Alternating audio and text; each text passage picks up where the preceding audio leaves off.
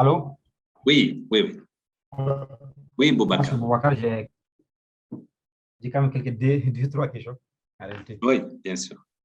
En tout cas, merci vraiment pour la présentation. Moi, je ne savais pas qu'on pouvait réunir la théorie bayésienne avec machine learning, franchement. C'est lorsque vous m'avez parlé de ça que j'ai pu faire cette petite recherche.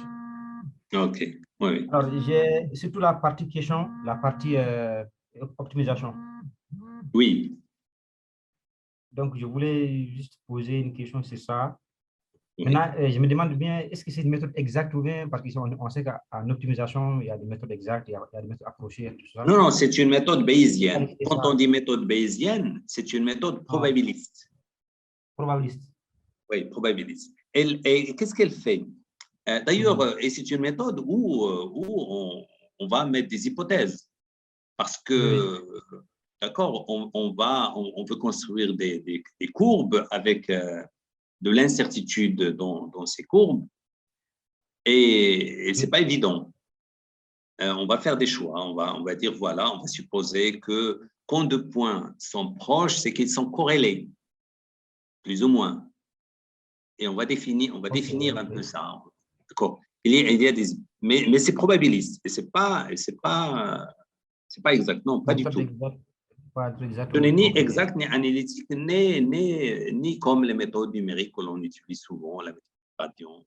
Non, c'est différent. Donc, ok, ça veut dire qu'il n'y a pas une question de méthode, point de départ, tout ça, là, les points de départ Si, pour il y a un point commencer. de départ. Le point de départ. Non, non, si, ça, oui, ça, bien sûr, il y a un point de départ. Point de départ, Donc, il y a un c'est point de le départ. player quand j'ai parlé de base, parce que là, j'ai pas montré un peu c'est quoi. D'accord, on n'a pas encore. J'ai juste affiché quelques courbes.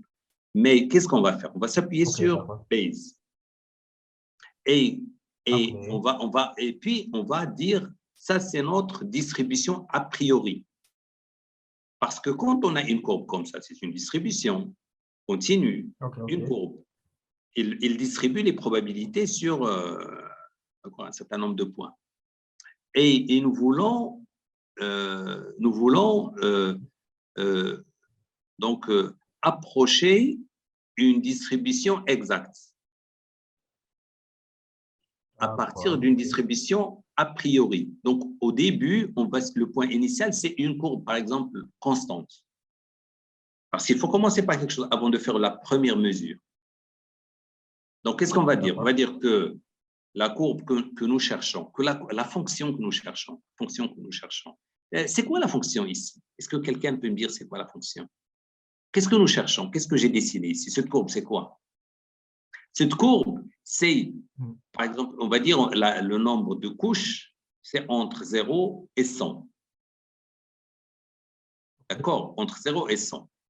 Et on va dire quelle est la valeur, la précision, F, donc F pour 0, F pour 1, F pour 2, F pour 3, jusqu'à F pour 100.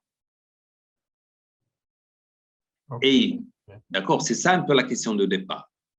Et qu'est-ce qu'on se dit? On dit, cette fonction, je ne la connais pas. Je ne connais pas cette fonction. D'accord? Quelle est la valeur? Si je choisis un nombre de couches, quelle est la pression que je vais obtenir? 5, 3, 4, jusqu'à 100. Je n'ai aucune idée. Mais je dis, voilà, d'après ma connaissance, je suppose que la précision, ça va être 1 partout. Et après, qu'est-ce que je fais? Donc, ça, c'est déjà une première estimation, un premier point initial.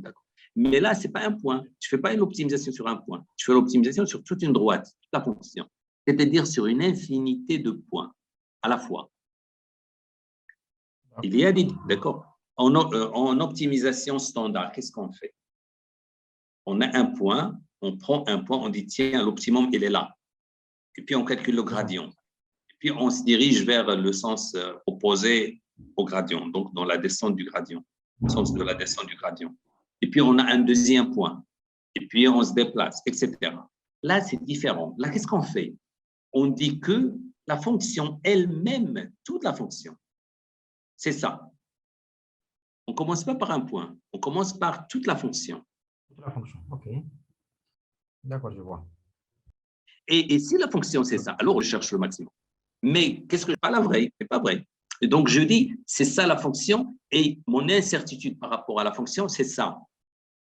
Donc je propose une fonction qui est un peu la moyenne, et puis un écart type. Je dis voilà, plus ou moins 5, plus ou moins 5, plus ou moins 5. Et après, qu'est-ce que je fais? Je mets 5 couches et je fais mes calculs. Et j'obtiens que ça me donne.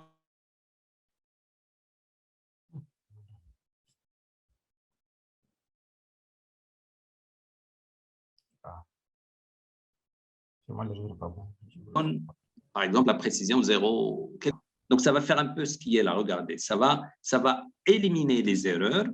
Normalement, ça va éliminer les erreurs. Parce qu'on peut supposer que même quand je fais une mesure, j'ai une petite erreur. Mais on suppose qu'il n'y a pas d'erreur quand je fais la mesure.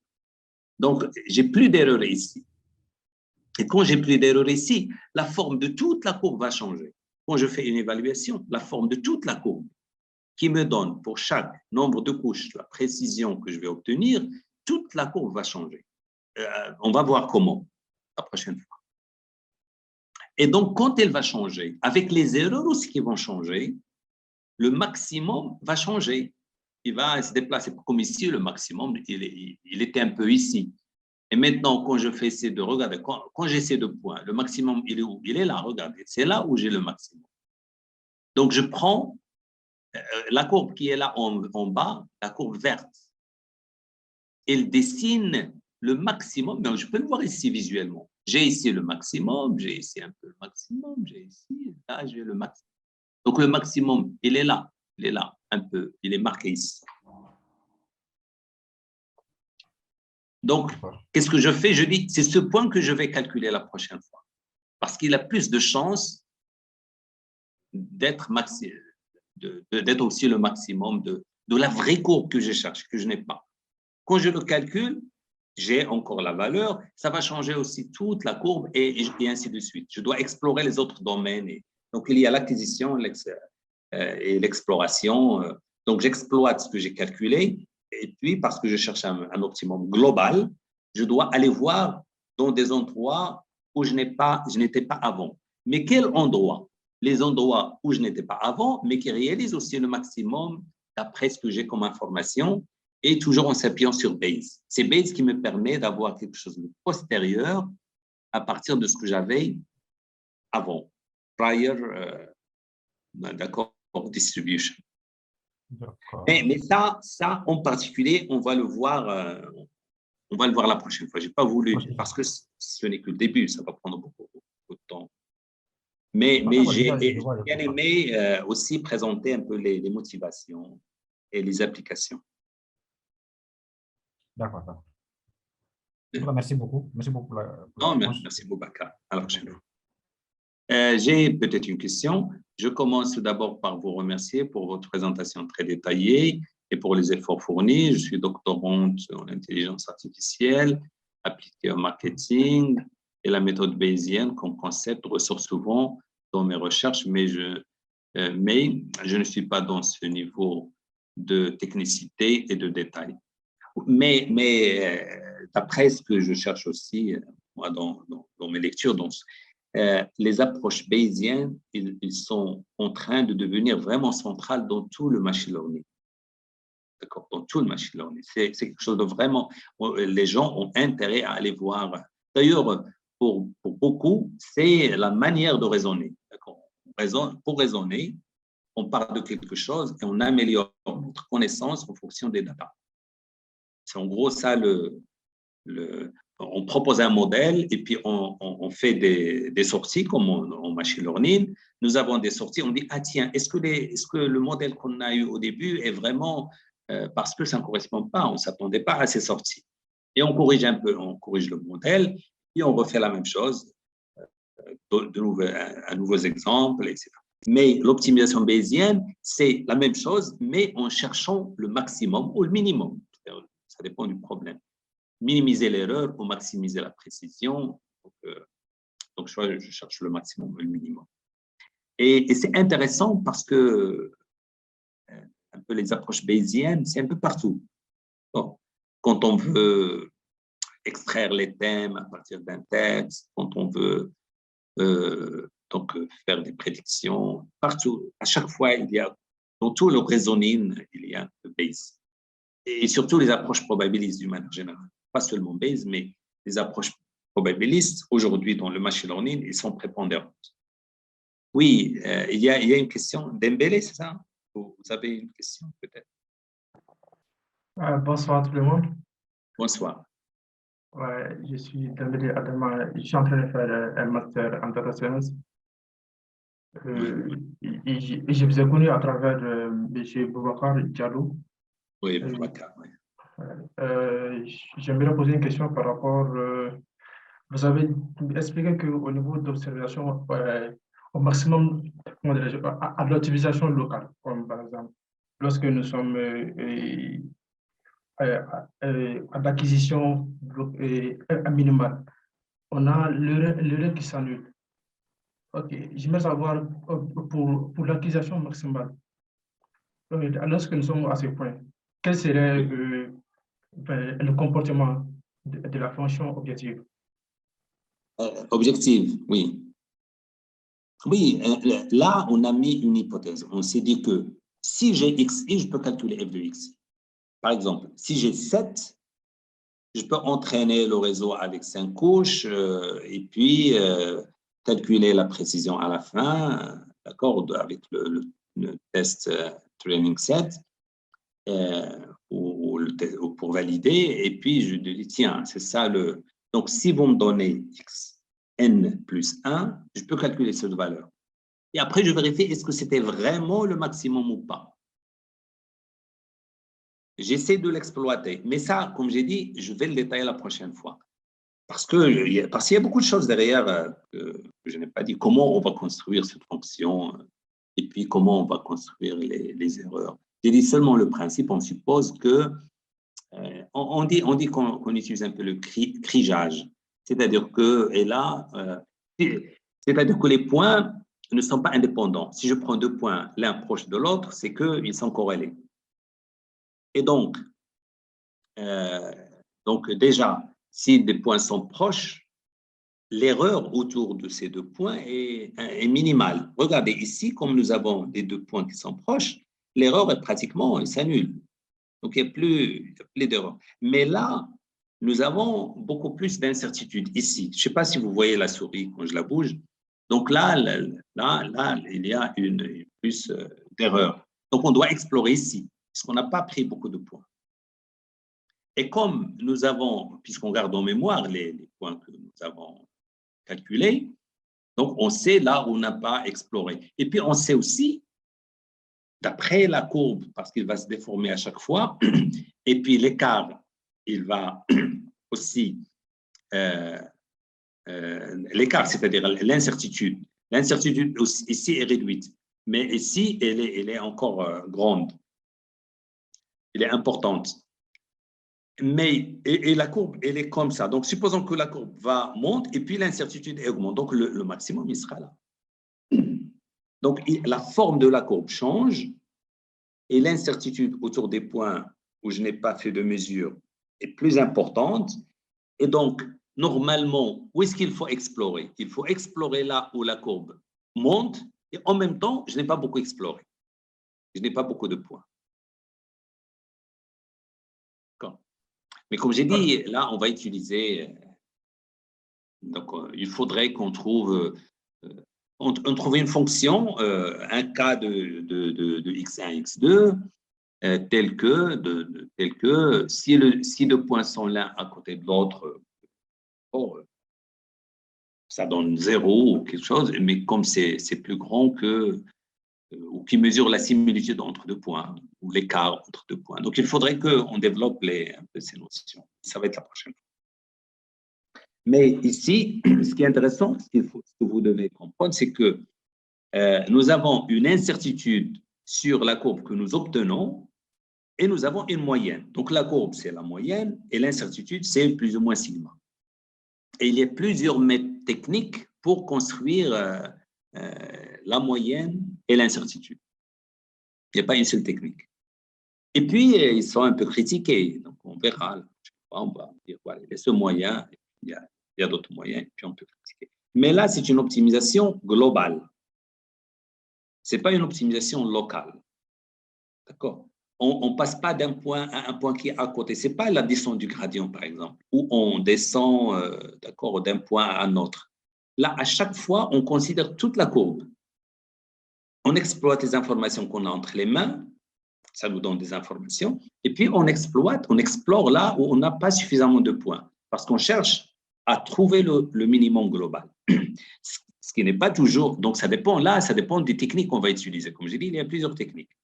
Il n'y a pas une seule. Mais là, je présente un peu, sans le dire, la technique originale, donc, ce qui a été proposé au début par Hinton. C'est Hinton qui a proposé ça au début. Merci pour cette Merci, explication. merci Dembélé. Voilà, donc, mais moi, ce que j'aime, c'est que vous aussi, vous pouvez aller chercher, c'est à la mode, d'accord? Ça, c'est quelque chose de Google, ils travaillent sur ça, Facebook, ils travaillent sur ça, dans les différentes universités, les gens utilisent aujourd'hui la bayésienne, le réseau, lorsqu'on parle du raisonning, d'accord? Le raisonnement ou bien la représentation, ou bien… Donc, on est passé aux approches probabilistes, on est passé aux approches bayésienne, et c'est la logique d'aujourd'hui. Le machine learning, c'est autour de ça. Ce n'est plus tout simplement une fonction simple, une fonction d'activation, et puis cross-entropie, gradient. Non, les gens aujourd'hui, parce qu'ils s'intéressent beaucoup plus un peu au concept et à la réflexion. Et Bayes, ça permet de… Voilà, j'ai une opinion, j'améliore mon opinion en fonction des mesures, en fonction des données. Et je peux chercher le maximum, quelque chose qui maximise cette distribution. D'accord? Voilà, donc Bayes, c'est vraiment, comme je dis, c'est à la mode. OK, donc s'il n'y a pas de questions, je souhaite que vous regardez ça, vous faites des recherches, et comme ça, la prochaine fois, on sera mieux armé parce qu'on va s'attaquer à des calculs. Il n'y aura ni motivation ni rien. On va faire des calculs et on va voir un peu ce que ça donne. OK. Ça, je vais partager ça, Inch'Allah, pour le temps de… je ne sais pas, bonsoir tout le monde. Professeur, pardon? Oui. D'abord, je vous remercie pour la présentation. En fait, ça sera peut-être une bonne idée de comparer les différentes méthodes d'optimisation. Donc, je n'ai pas suivi tout, mais normalement, donc, il y a l'approche bayésienne, et il y a d'autres approches. Normalement, on utilise dans stochastique gradient descente ou d'autres méthodes. Ça sera intéressant pour… Et même, je ne sais pas si on a l'intérêt peut-être de comparer, ou bien de bien sûr. Ou d'utiliser simultanément plusieurs méthodes. Oui, mais là, on utilise cette méthode lorsqu'il est impossible de calculer le gradient. Et quelle est la situation dans laquelle on se trouve? On se trouve dans une situation où nous avons une fonction f, comme par exemple la relation entre la précision d'un réseau de neurones et le nombre de couches que l'on utilise dans le réseau de neurones, ou bien le nombre de neurones dans la deuxième couche cachée. Il n'y a pas une relation directe, d'accord, entre la précision que l'on va obtenir une fois qu'on a entraîné le réseau et que je passe aux exemples de validation, la précision que j'obtiens, et le nombre de couches. Donc, je ne peux pas calculer le gradient. Ce n'est pas comme lorsque nous avons des fonctions simples, activation linéaire, et à la fin, nous avons une sortie, donc, et puis une erreur que je calcule, qui est facile, et je peux dériver l'erreur par rapport à un poids du réseau de neurones. Là, je peux utiliser la descente du gradient. Mais la relation entre le choix de drop-out ou le choix, par exemple, du taux d'apprentissage et la précision que je vais avoir à la fin dans les exemples de tests, même pas d'entraînement, vraiment à la fin, il n'y a pas de lien. Et je n'ai pas une expression de la fonction, donc je ne peux pas la dériver. Je ne peux ni la dériver automatiquement comme on fait avec la backpropagation, ni dériver l'expression parce que je n'ai pas d'expression. C'est une boîte noire. Et en plus de ça, elle est très coûteuse. Très coûteuse. Donc, parce que la phase d'entraînement, elle est très coûteuse. Donc là, qu'est-ce que je mets des couches, je mets 5 couches, je fais toute la phase d'entraînement, vous savez, le nombre d'époques, etc. Et puis, j'ai le résultat. J'ai le réseau de neurones. La précision de ce réseau de neurones, je veux la maximiser. Donc, c'est un problème de maximisation, mais vraiment, entre l'hyperparamètre et la solution, la sortie qui est la précision, il y a un chemin très complexe. Donc, l'approche bayésienne, l'optimisation bayésienne, on l'utilise souvent, surtout lorsque il est impossible d'utiliser la méthode des descente de gradient. Par contre, dans un réseau de neurones, quand c'est simple, la descente du gradient est plus intéressante. D'accord. Par contre, oui, c'est clair comme ça. Donc, parfois, on est amené de trouver, par exemple, donc, la concaténation, ou bien, par exemple, on prend l'exemple simple de concaténation de 2 réseaux de neurones. Par exemple, j'utilise, par exemple, un CNN, par exemple, pour retrouver des informations à partir d'une image. Et l'autre, j'utilise un autre peut-être un MLP ou bien un auto-encodeur c'est-à-dire pour retrouver une représentation d'un texte. Oui, le texte, oui. Donc là, est-ce que je peux utiliser par exemple cette approche-là pour Oui, mais là, dans l'exemple que vous avez présenté, on peut utiliser la descente du gradient, même s'il y a les deux, parce que finalement, d'accord, c'est 2 choses différentes, mais on peut toujours utiliser la descente du gradient. Par contre, parce qu'on a quand même l'expression, c'est comment on entre et comment on sort. Mais bien sûr, on peut toujours tenter. On peut toujours tenter, mais elle est coûteuse, elle aussi. Oui, c'est ça. Donc, on l'utilise, comme j'ai dit, on l'utilise avec les hyperparamètres parce qu'on n'a pas d'autre solution. Oui, effectivement. Mais aujourd'hui, lorsqu'il s'agit d'entraîner un réseau de neurones, c'est pour ça qu'on l'utilise pour les hyperparamètres, pas pour les paramètres. Pour les paramètres, jusqu'à aujourd'hui, nous avons d'autres techniques. Même lorsque je concatène, si j'ai l'image et le son et j'essaie de les combiner, j'utilise quand même des choses. J'utilise la rétropropagation, la descente du gradient. Bien sûr, dans la descente du gradient, comment choisir les hyperparamètres? Donc là, j'utilise l'approche bayésienne. Le choix du taux d'apprentissage. Et normalement, j'utilise l'approche bayésienne lorsque je ne cherche pas quelque chose de très précis. Je maximise, mais je ne cherche pas D'accord, à la limite, utiliser 4 couches ou 5 couches, ce n'est pas très différent, ça ne doit pas donner. Mais la question, est-ce que c'est 5 ou est-ce que c'est 15? D'accord. Donc, d'ailleurs, on utilise ce que je vais montrer la prochaine fois parce que je ne l'ai pas encore montré, lorsque le nombre d'exemples est limité et que la méthode est très complexe et que c'est-à-dire la fonction que je veux maximiser est très complexe, pas calculer le gradient. Donc, si je dispose de peu d'exemples et que malgré tout, je cherche le maximum global, j'utilise cette méthode. Mais dans le machine learning, nous avons beaucoup d'exemples. Vous savez, nous avons beaucoup d'exemples. Nous calculons le gradient à des milliers, des millions parfois d'exemples, avec beaucoup d'époques, beaucoup de batchs, beaucoup d'exemples. Donc là, le gradient conjugué reste la meilleure solution. Oui, il y a une question très longue. Merci, bonsoir tout le monde. Monsieur, ces explications détaillées. Je suis doctorant du laboratoire IMI et je travaille sur un problème d'optimisation dont je ne connais pas vraiment la méthode adéquate sur l'optimisation. Je travaille sur l'optimisation d'une batterie électrique qui contient un nombre N de cellules. Ça, je vais envoyer ça par mail, comme ça, donc je verrai si, bien sûr, on reste toujours, on ne peut pas tout répondre à toutes les questions, mais on verra. On verra. Mais tout ce qui est, finalement, il faut comprendre le problème et le modéliser en termes de données. Il ne faut pas rester dans un peu l'aspect physique. quel que soit le problème. Quand nous avons des données, donc un vecteur, et la sortie, c'est un autre vecteur.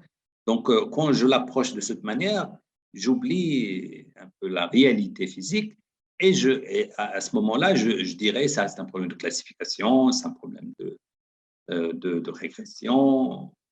D'accord. Mais envoyez-moi un mail comme ça, je pourrais lire après et essayer de répondre. Donc, mon mail, c'est ça, je vais essayer de le partager avec vous, mais vous le trouverez un peu partout puisque je vous envoie des invitations. Yabounhotmail.com. Voilà, donc je vous remercie. La prochaine fois, il y aura beaucoup de maths et aussi beaucoup puisqu'on va construire un peu la méthode. C'est une méthode qui se construit.